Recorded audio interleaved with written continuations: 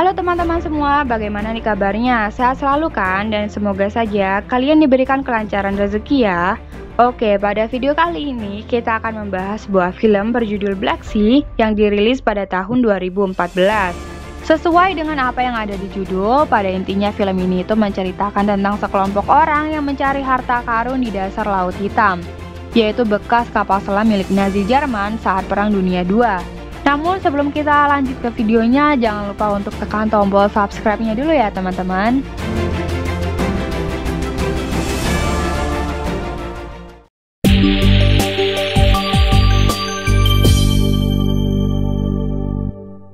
Cerita ini diawali dengan memperlihatkan Robinson. Ia adalah seorang kapten kapal selam di sebuah perusahaan yang bernama Agora, yaitu sebuah perusahaan yang mencari dan meneliti kapal-kapal karam di dasar lautan. Kehidupan Robinson sebelumnya sudah sangat kacau. Ia diceraikan oleh istrinya karena sikapnya yang terlalu mementingkan pekerjaannya ketimbang keluarganya. Ditambah saat itu juga Robinson dipecat oleh perusahaannya dengan mengatakan bahwa Agora sudah tidak lagi membutuhkan jasanya. Dan ternyata hal yang sama juga terjadi pada kedua temannya, yang bernama Kirsten dan juga Blackie yang sebelumnya lebih dahulu dipecat oleh Agora. Pada saat itu mereka sedang berada di sebuah kafe. Karena merasa sama-sama tertekan akan masalah finansial, temannya yang bernama Kirsten kemudian memberitahu mereka informasi bahwa setahun sebelum dia dipecat, dia sempat ditugaskan ke Laut Hitam oleh Agora. Dan di sana mereka menemukan sesuatu, yaitu sebuah bangkai kapal selam milik Nazi Jerman saat Perang Dunia II yang tenggelam di dasar laut di lepas pantai antara Rusia dan juga Georgia. Informasi itu juga menyebutkan bahwa kapal selam itu membawa emas batangan yang bernilai jutaan dolar. Pada saat itu, Agora tidak dapat menyelamatkannya dikarenakan adanya masalah sengketa teritorial setelah adanya perang Rusia dan juga Georgia. Kemudian scene berpindah di mana Robinson dan juga Blackie berada di rumah seorang pengusaha kaya raya bernama Lewis. Sedangkan temannya satu lagi yang bernama Kirsten tidak ikut dikarenakan sakit. Di sana mereka kemudian bertemu dengan Daniel, yaitu seorang manajer bos dari Lewis yang akan mereka temui. Maksud kedatangan Robinson dan juga Blackie ke hadapan Lewis adalah karena mereka ingin meminjam uang untuk mendanai ekspedisi mereka sebesar 180.000 US dollar. Uang itu kemudian akan mereka gunakan untuk menyewa kapal selam, serta merekrut tim dengan komposisi separuh orang Inggris dan separuh lagi orang Rusia. Kenapa orang Rusia? Dikarenakan mereka akan menyewa kapal selam kelas Foxtrot buatan Uni Soviet. Selain itu, orang Rusia tentu lebih mengetahui seluk-beluk dari Laut Hitam. Jadi, singkat cerita dijelaskan dalam film itu bahwa pada tahun 1941, Nazi Jerman mengalami kebangkrutan parah setelah Perang Dunia II. Hitler kemudian memanfaatkan Stalin, yaitu pemimpin dari Uni Soviet, dengan meminta pinjaman uang sebesar 80 juta Reichsmark dalam bentuk emas batangan. Atau jika dalam bentuk rupiah, maka setara dengan 698 miliar. Oke, FYI aja bahwa Reichsmark adalah mata uang negara Jerman pada tahun 1924 sampai 1948. Nah, Stalin kemudian mengirimkan kapal selam dengan membawa 80 juta Reichsmark itu melalui Laut Hitam. Namun sayangnya kapal selam itu tidak pernah sampai. Lewis kemudian menyetujuinya dengan syarat bahwa ia harus mendapatkan imbalan sebesar 40% jika emasnya bernilai di bawah 4 juta dolar dan 20% jika emasnya bernilai di atas 4 juta dolar. Serta pula ia memerintahkan manajernya yang bernama Daniel tadi untuk ikut bersama dengan ekspedisi Robinson. Setelah sepakat, Robinson kemudian menjemput temannya si Kirsten tadi yang sakit. Namun yang ada, ia justru bertemu dengan seorang remaja bernama Tobin. Tobin pun menjelaskan bahwa Kirsten sudah mati dikarenakan bunuh diri. Tidak mau bersedih terlalu lama, Robinson yang juga mengajak Tobin dan timnya kemudian berangkat menuju pelabuhan Sevastopol yang berada di semenanjung Crimea. Dan mereka pun langsung menemui kapal selam kelas Foxtrot kuno yang jika dilihat-lihat bentuknya itu lebih mirip dengan bangkai kapal selam. Ekspedisi mereka pun dimulai saat itu juga. Perjalanan mereka sangatlah beresiko, dikarenakan mereka harus menyelam sangat dalam demi menghindari kapal-kapal Rusia yang berpatroli di wilayah Laut Hitam. Sehingga bagaimanapun caranya mereka harus tetap berada di dasar lautan agar tidak mudah terdeteksi oleh radar. Di dalam kapal itu, Robinson selaku sang kapten kemudian menjelaskan bahwa setiap orang akan mendapatkan bagian yang sama rata jika mereka berhasil menemukan bangkai kapal selam milik Nazi itu. dan 40%-nya lagi akan diberikan kepada bosnya Daniel, yaitu si Lewis. Di dalam kapal selam itu ternyata banyak perseteruan yang terjadi, yang tentunya disebabkan karena rasa ketidakadilan, karena seharusnya setiap orang itu mendapatkan bagian sesuai dengan keahliannya. Para kru Rusia memandang Tobin yang masih remaja adalah pertanda buruk bagi mereka karena ia hanyalah kru yang ikut-ikutan, sehingga ia tidak seharusnya mendapatkan bagian yang sama. Pihak Rusia pun memperlakukan Tobin dengan seenaknya. Begitupun juga sebaliknya. Pihak Inggris yang diprovokasi oleh Fraser merasa merekalah yang memiliki peran lebih besar. Apalagi saat mereka merasakan masakan koki Rusia yang tidak enak. Pihak Inggris pun merasa bahwa pembagian itu sama sekali tidak adil. Tanpa diketahui, di kapal itu tiba-tiba ruangan berubah menjadi merah dan gelap. Robinson segera menuju ke ruangan Baba. Siapakah Baba? Ya, Baba merupakan salah satu kru handal terbaik di Angkatan Rusia dalam pendengaran sonar untuk melacak keberadaan kapal-kapal lain di sekitar mereka. Pada saat itu, Baba mengatakan dengan bahasa Rusia bahwa di dekat mereka sedang ada kapal Rusia yang sedang berpatroli, yang diterjemahkan oleh Blackie. Karena saat itu hanya Blackie lah yang bisa berbahasa Rusia dan Inggris sekaligus. Kemudian berpindah di ruangan mesin. Terlihat di sana ada satu orang Rusia yang sedang memperbaiki sesuatu yang bocor yang disaksikan oleh Tobin dan juga Blackie. Saat Robinson datang, kemudian Blackie langsung mengadu kepada Robinson bahwa krunya, yaitu orang-orang Inggris, tidak terima dengan pembagian hasil yang dianggap tidak adil. Robinson lalu segera menemui krunya yang waktu itu sedang makan di dapur. Terlihat Fraser saat itu sedang beradu mulut dengan koki Rusia tadi karena masakannya tidak enak. Robinson yang datang lalu marah-marah kepada Fraser karena ia telah memprovokasi. Fraser yang tidak terima kemudian mengeluarkan pisaunya dan segera pergi. Di ruangan mesin itu, Zaitev, yaitu kru Rusia yang sedang membenarkan mesin tadi, menyuruh Tobin untuk memutar kendali. Namun karena salah arah, yang ada justru menimbulkan kebocoran baru hingga mengenai mata Zaitev. Blackie lalu memarahi Tobin karena ia tidak mendengarkan dengan teliti.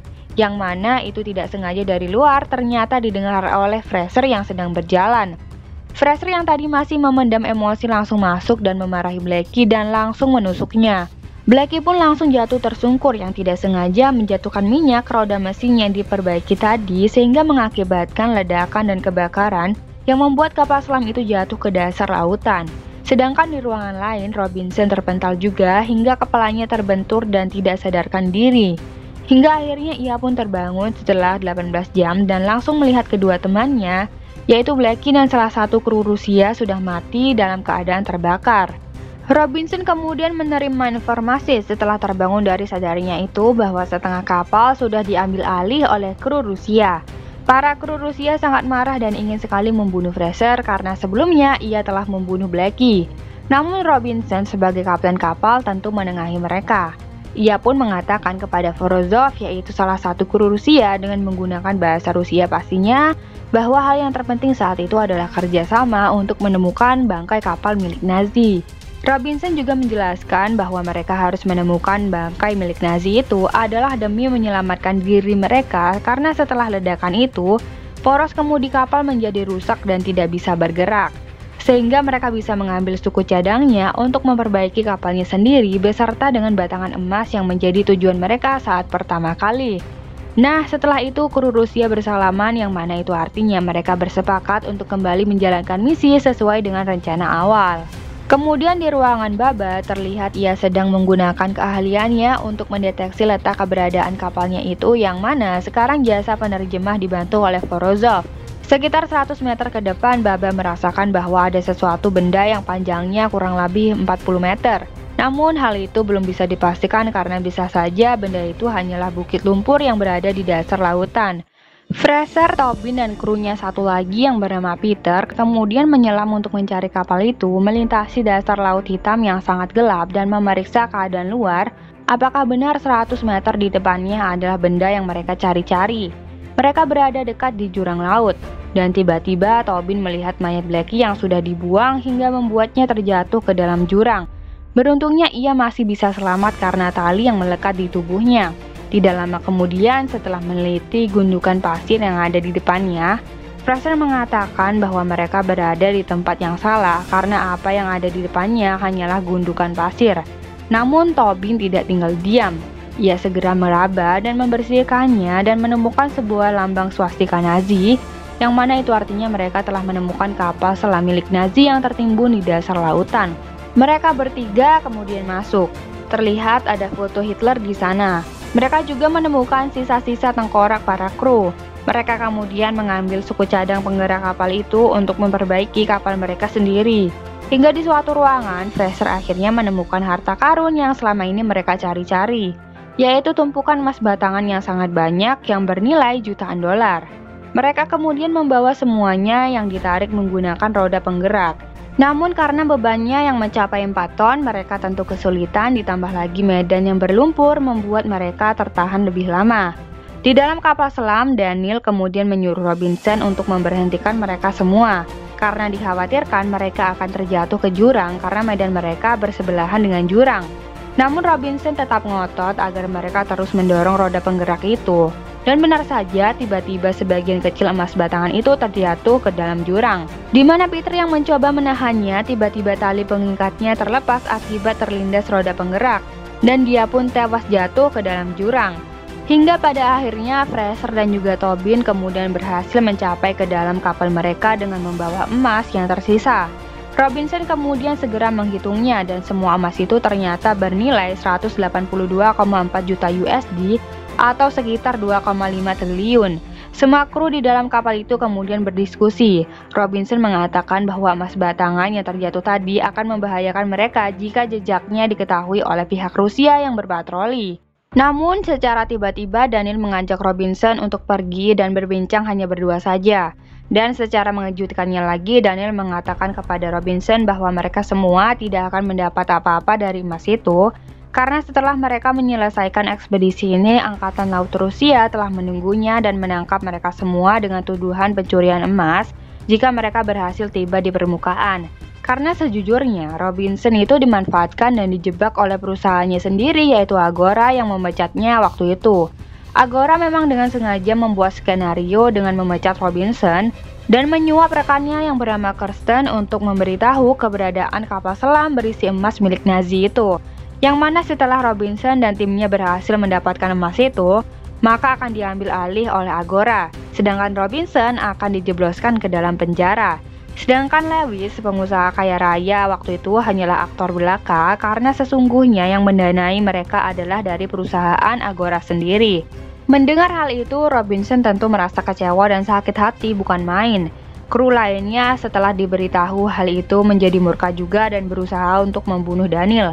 Namun lagi dan lagi Robinson sebagai kapten kembali menenangkan mereka dan mengatakan bahwa lebih baik untuk melanjutkan perjalanan.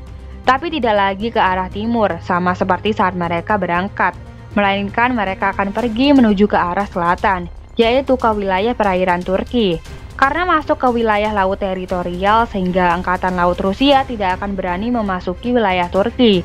Dan apabila mereka berhasil selamat, maka emas batangan tadi akan menjadi milik mereka sepenuhnya. Mereka kemudian dengan segera memasang suku cadang penggerak dan memulai perjalanan yang sangat beresiko. Karena apabila menuju ke arah selatan, maka mereka akan melewati celah-celah sempit di dasar lautan demi menghindari Angkatan Laut Rusia. Daniel yang sejatinya adalah kaki tangan perusahaan Agora tentu ingin sekali naik ke permukaan dan tidak terima jika mereka menuju ke arah Turki.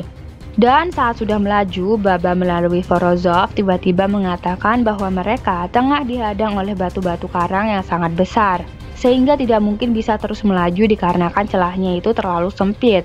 Fraser yang mendengar hal itu tentu kemudian menyuruh Robinson untuk naik saja dibandingkan mereka mati di dasar lautan.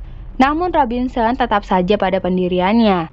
Ia menyuruh krunya untuk kembali ke posisinya masing-masing dan bersiap melewati celah yang lebarnya hanya 10 meter. Daniel yang sangat ketakutan kemudian menyuruh Fraser untuk membunuh Zaitev, yaitu kru Rusia bagian teknis mesin, dan Fraser pun mau saja melakukannya. Hal itu tentu membuat mesin kapal mati seketika dan sistem pengoperasian kapal semuanya menjadi gagal fungsi. Salah satu kru kemudian mencoba memperbaiki kabel kelistrikan yang ada di sana, namun sayangnya gagal hingga menyebabkan ledakan kedua. Karena berada di celah sempit, lambung kapal kemudian tertembus oleh batu karang di sana hingga kapal menjadi karam dan menyebabkan kebocoran hingga masuk ke lambung kapal. Di lambung kapal itu, sebelum semuanya menyelamatkan diri, Daniel justru menutup dan mengunci pintu palka kapal hingga beberapa kru mati tenggelam di dalamnya. Namun tidak lama kemudian dia juga ikut tenggelam karena bajunya tersangkut di pintu palka yang dikuncinya. Forozov yang mengetahui kejahatan Daniel pun membiarkannya mati tenggelam dan mengunci pintu palka terakhir. Di sana ia ternyata bertemu dengan Robinson dan juga Tobin. Mereka kemudian berusaha untuk menyelamatkan diri mereka dengan cara keluar menggunakan pakaian keselamatan atau yang biasa disebut sebagai Submarine Escape Immersion Equipment. Jadi nantinya pakaian itu akan membawa mereka terjun ke atas dengan memencet tombol yang ada di pakaian itu. Tobin dan juga Forozov kemudian memakai pakaian itu. Namun Tobin berniat untuk membawa satu batang emas, dan Robinson pun melarangnya karena bebannya yang berat itu sama saja akan mencelakai keselamatannya. Tobin dan juga Forozov kemudian pergi keluar terlebih dahulu melalui tabung pengungkit darurat yang ada di bagian ruangan torpedo. Sedangkan Robinson mengatakan kepada Tobin bahwa ia akan keluar melalui tuas darurat dalam tabung. Tobin dan juga Forozov pun segera masuk, dan Robinson segera memencet tombolnya. Tobin pun selamat dan sampai di permukaan air, dan beberapa menit kemudian disusul oleh Forozov. Tobin pun mengatakan bahwa mereka harus menunggu Robinson. Namun kemudian Forozov menjawabnya bahwa di kapal itu tidak ada yang namanya tuas darurat dalam tabung. Tidak lama kemudian satu pakaian keselamatan muncul ke permukaan. Tapi itu bukanlah Robinson, melainkan beberapa batangan emas dan foto keluarganya. Kini Robinson memilih untuk mengorbankan dirinya sendiri demi keselamatan orang lain, dan cerita pun berakhir.